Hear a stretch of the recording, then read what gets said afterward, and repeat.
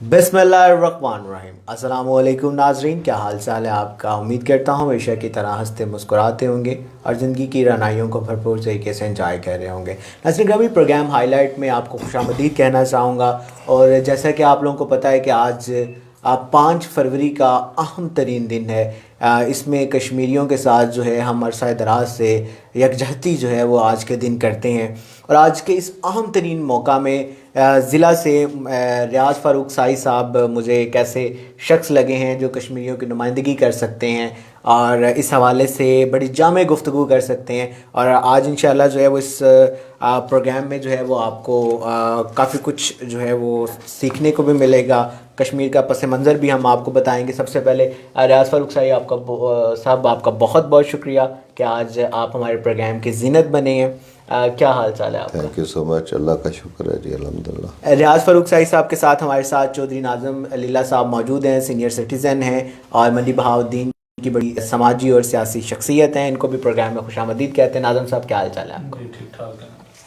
नाज़रीन ग्रामी, कश्मीर पाकिस्तान का है या हिंदुस्तान का है, आज इस हवाले से भी हम बात करेंगे। जमात इस्लामी का क्या मौक़िफ़ है, जो कश्मीर में कर्फ्यू है उसके जो क्या मज़ालिम ढाए जा रहे हैं, इस हवाले से भी बातचीत करेंगे। नज़र हमें कुछ कश्मीर का जो है वो पस मंज़र आपको बताना चाहूँगा कि 3 जून 1947 को जब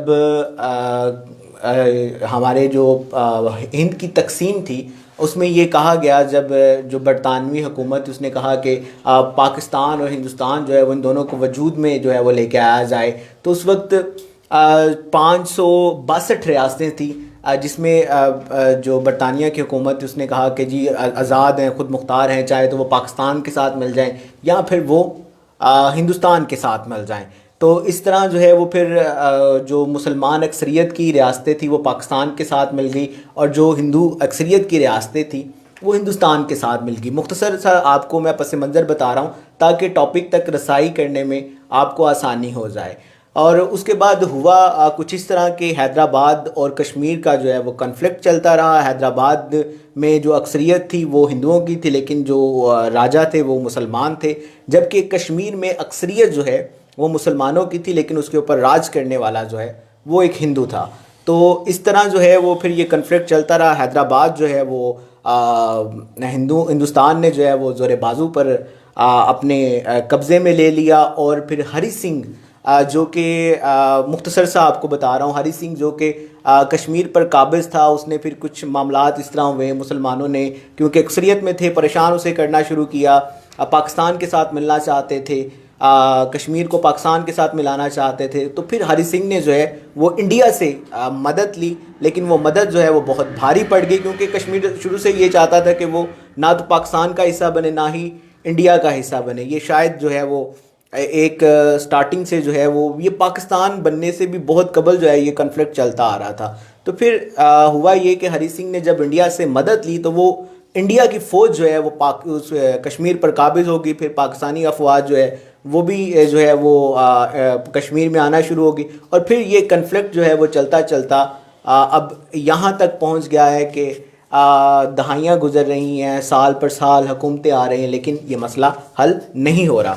ये मैंने थोड़ा सा आपको पस मंज़र बता दिया है कि कश्मीर पाको हिंद की जब तकसीम हुई उसके बाद ना वो पाकिस्तान के हिस्से में आया ना इंडिया के हिस्से में आया, बल्कि दरमियान में जो है वो फंसा रहा। इंडिया वाले कहते हैं कि जी हमारा है, पाकिस्तान वाले कहते हैं जी मुसलमानों की अक्सरियत है, हमारा है। रियाज फ़ारूक साहब आपकी तरफ आना चाहूँगा। कश्मीर है क्या, किसका है आपकी नज़र में? मसला है कश्मीर क्या चीज़ है? बिस्मिल्लाहिर्रहमानिर्रहीम। बड़ी दो टोक और बड़ी वाज़ेह बात है कि जो इस बुनियाद पे हिंदुस्तान की तकसीम हो रही थी और दो नए मुल्क मार्ज़ वजूद आ रहे थे, एक मुस्लिम मेजॉरिटी का ख़ित्ता बनना था जिसका नाम पाकिस्तान था, इस्लामी जमहूरिया पाकिस्तान, और दूसरा मुल्क जो है वो हिंदुस्तान से इंडिया बनना था। और जो बात जिस तरह के आपने बताई, जो असूल तय हुआ था उसके मुताबिक इस कश्मीर को पाकिस्तान का हिस्सा होना था।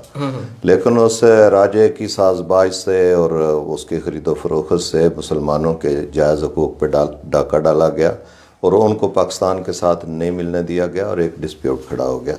उसमें जैसा कि आपने ख़ुद बता दिया कि इंडियन आर्मी ने मुदाखलत की और पाकिस्तान को बने हुए अभी चंद माह गुजरे थे اور بڑی قصب پرسی کی کیفیت تھی. اس کے باوجود کے پی سے ہمارے جو لوگ تھے ایمان کے جذبے سے جو بھرپور تھے، سرشار تھے اور سرفروش تھے، وہ یہاں سے نکلے اور اپنے بھائیوں کی مدد کے لیے پہنچے، اور یہ جو آزاد کشمیر جس کو آج ہم کہتے ہیں، اس کو آزاد کروایا گیا.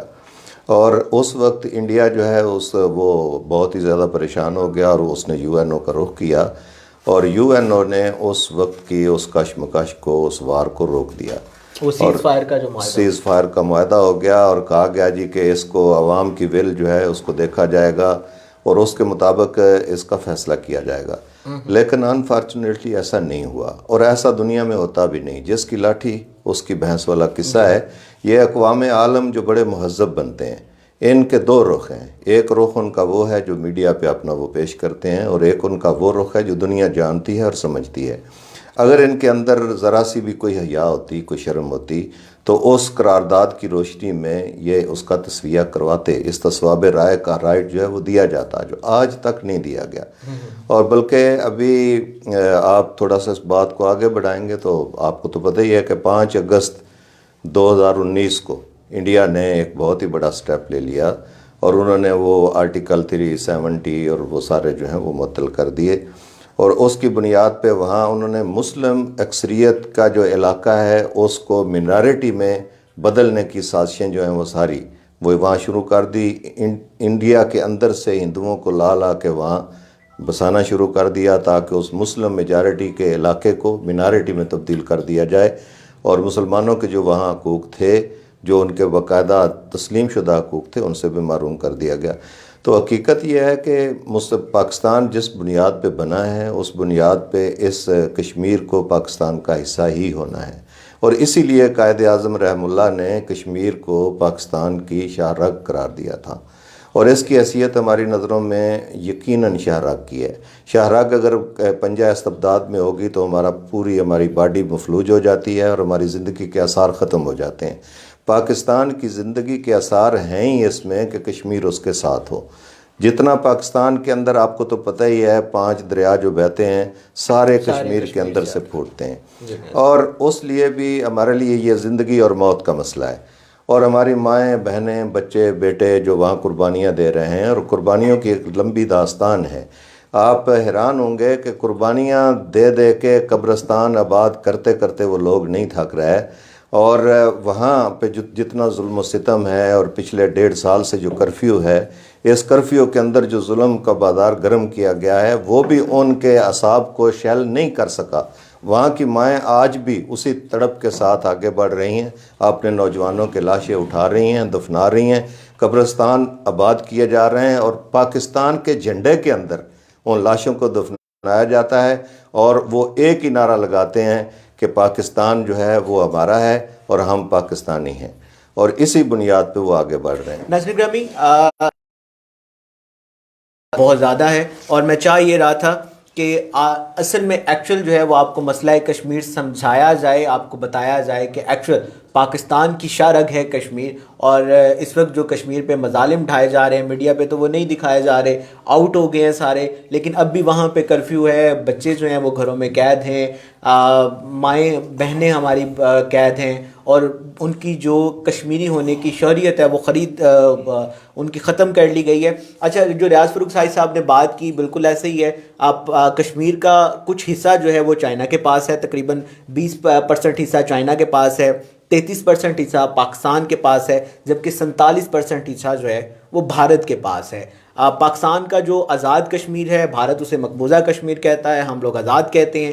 جو انڈیا کے پاس ہے وہ ہم اسے مقبوضہ کشمیر کہتے ہیں، بھارت جو ہے وہ آزاد کشمیر کہتا ہے. یہ معاملہ اس وقت اتنا نہیں ہے، بلکہ ہمارے بہت سے مسلمان بہنوں کو، بھائیوں کو، بچوں کو وہاں پہ، جیسا کہ ریاض فاروق صاحب نے کہا کہ قربانیاں دے کے قبرستان ان کے بھر گئے ہیں. ایک اندازے کے مطابق جو یو این او بتاتا ہے، یا ایک اعداد و شمار آتے ہیں، وہ 50,000 سے زیادہ ہیں، جبکہ ایکچوئل ریاض فاروق صاحب جو اعداد و شمار ہیں وہ اس سے کئی گنا زیادہ ہیں، 2-3 نہیں بلکہ کافی گنا جو ہے وہ اعداد و شمار اس سے زیادہ ہیں.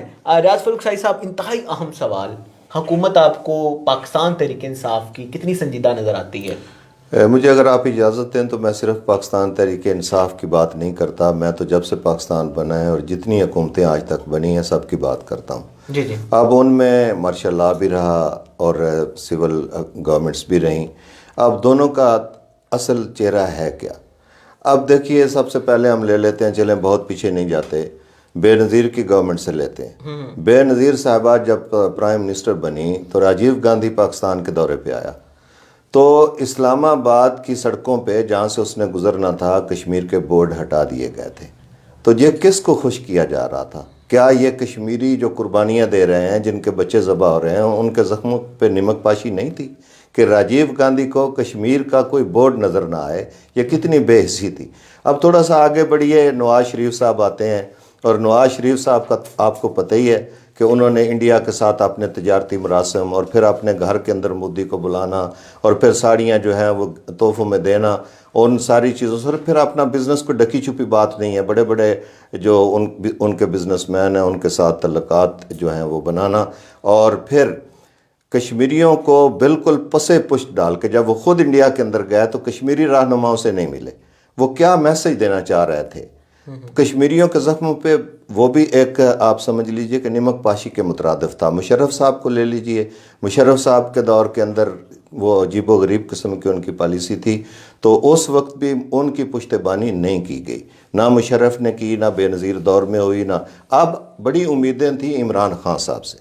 اب عمران خان صاحب چونکہ بہت بڑا ایک ان کا یہ سلوگن تھا کہ کشمیر کی آزادی کے لیے ہم ہر ممکن کوشش کریں گے اور کشمیر آزاد کروا کے رہیں گے۔ انفارچونیٹلی ہوا یہ کہ ان کو پتہ نہیں کیا ہوا۔ سب سے پہلے تو یہ کہ وہ دعائیں کرنا شروع ہو گیا کہ مودی کو جیتنا چاہیے، مودی جیتے گا تو شاید ہمارے مسائل حل ہو جائیں گے اور کشمیر آزاد ہوگا۔ تو مودی تو جیت گیا ان کی دعا اور خواہش کے مطابق، یو این او کے اندر ان کو مستقل ممبر سے دینے کے لیے اپنا ووٹ بھی دے دیا پاکستان نے۔ لیکن الٹیمیٹلی ہوا کیا؟ ہوا یہ کہ وہاں ظلم و ستم نہ صرف بڑا بلکہ وہی آرٹیکل 370 بھی معطل ہو گیا، ایسے ہی، اور وہ ساری ان کی جو جائز حقوق تھے وہ بھی سلب کر لیے گئے، اور ظلم و ستم اور آگے بڑھ گیا۔ اب یہ گورنمنٹ، اس نے سب سے پہلے کہا کہ سیاہ پٹی باندھ لی جائے، جمعے کے دن سڑک پہ نکلا جائے اور 10 منٹ کیا 1-2 منٹ کی خاموشی اختیار کر لی جائے اور کھڑے ہو جایا جائے۔ یہ ساری وہ بچوں والی باتیں تھیں۔ یہ کرتے کراتے ان کا آخر رزلٹ کیا رہا؟ اب جب ان سے بات کی جاتی ہے تو کہتے ہیں جی کہ ہم نے اس کشمیر ایشو کو بڑا ہائی لائٹ کیا ہے، اور بین الاقوامی بنیادوں پہ اس کو ہم نے ہائی لائٹ کر دیا ہے، اور پہلے یہ بالکل ہی دبا ہوا تھا، بڑا ہائی لائٹ ہو گیا۔ اب ہائی لائٹ تو ہوگا، روز ہمارے فوجی شہید ہو رہے ہیں، ایل او سی پہ روز ہماری لاشیں ہم اپنے ہاتھوں سے اٹھا رہے ہیں، ہمارے سیولین مر رہے ہیں، ہمارے قبرستان بڑھتے چلے جا رہے ہیں، اور ہم ایک ہلکی سی مذمت کرتے ہیں، ان کے سفیر کو بلاتے ہیں اور اس کو ایک میسج دیتے ہیں کہ آپ لوگ یہ ٹھیک نہیں کر رہے۔ کبھی کوئی بندہ جو ظالم ہو اور اس طرح کا جابر ہو، اس کو صرف کہہ دینے سے کیا وہ کبھی دنیا کی تاریخ کے اندر کبھی ٹھیک ہوا ہے؟ تو اب اس وقت ہمیں یہ سبق پڑھایا جاتا ہے کہ امن سے رہنا چاہیے، اور آج کی دنیا بدل چکی ہے اور امن کی بات کرنی چاہیے۔ اور ابھی تو ہمارے کسی بڑے نے، چیف آف آرمی سٹاف صاحب نے بھی کوئی امن کی بات کر دی کہ امن کے ساتھ یہ بڑا پرامن طریقے سے کشمیر کا مسئلہ حل ہوگا۔ تو ہم پوری دیانتداری سے یہ سمجھتے ہیں کہ آج ہمارے امیر العظیم صاحب اس شہر کے اندر موجود تھے، بڑا خوبصورت انہوں نے خطاب کیا اور میسج دیا، اور انہوں نے کہا کہ اگر 99 راستے ہوں امن کے ذریعے سے کشمیر ایشو حل کرنے کے تو ہم ان کو اہمیت دیں گے اور انہیں کے ذریعے سے ہم اس کا حل چاہیں گے۔ لیکن اگر ایک راستہ بھی باقی نہ بچے تو پھر جو ایک راستہ بچے گا وہ جہاد کا راستہ ہوگا، اور جہاد ہی کے ذریعے سے کشمیر آزاد ہوگا۔ رسول اللہ صلی اللہ علیہ وسلم کی پیشین گوئیاں حدیث مبارکہ ہمارے سامنے ہیں، حدیث کی کتابوں کے اندر موجود ہیں۔ اس جہاد نے ہونا ہے، اس کشمیر نے آزاد ہونا ہے۔ یہ بڑا کوئی خوش نصیب ہوگا جو اس کے اندر اپنا حصہ ڈالے گا اور اپنے حصے کا کام کرے گا، اور جو اس سے انکار کرے گا اس سے بڑا کوئی بد نصیب نہیں ہوگا، بد قسمت نہیں ہوگا۔ جنت بٹ رہی ہو، جنت بٹ رہی ہو، اور عام سا مسلمان اس جنت کو حاصل کرنے کے لیے اپنے حصے کا کام نہ کر رہا ہو۔ رسول اللہ صلی اللہ علیہ وسلم نے واضح بشارتیں دی ہوئی ہیں۔ اس جو غزوہ ہند نے ہونا ہے، اور غزوہ ہند کے اندر کشمیر نے آزاد ہونا ہے، اور ہم انشاءاللہ پر امید ہیں، اور جماعت اسلامی اس کی دائی ہے کہ آپ لوگ امن کی بات کرتے ہیں، ہم آپ کے ساتھ ہیں۔ اور کوئی آپشن آپ کے پاس ہے لے کر آئیں. سراج الحق صاحب نے آج بھی کہا, انہوں نے کہا کہ ان کے پاس کوئی اگر اس طرح کا لائے عمل ہے جو پوری قوم کو ساتھ لے کر موجودہ گورنمنٹ کو لائے عمل دینا چاہتی ہے تو ہم ساتھ کھڑے ہیں.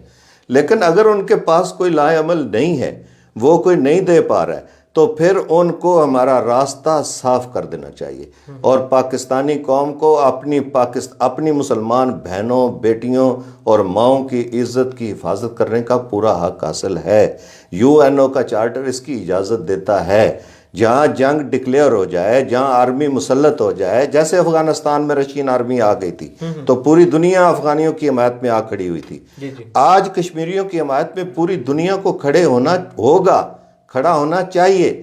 لیکن اگر دنیا کا کوئی ملک کھڑا ہو یا نہ ہو, پاکستان کا تو وہ حصہ ہے, پاکستان کی تو وہ شہرگ ہے, پاکستان کی تو زندگی اور موت کا مسئلہ ہے, اور پاکستان کے مسلمان نے تو اس کے لیے کھڑا ہونا ہے اور اس نے آزاد ہونا ہے.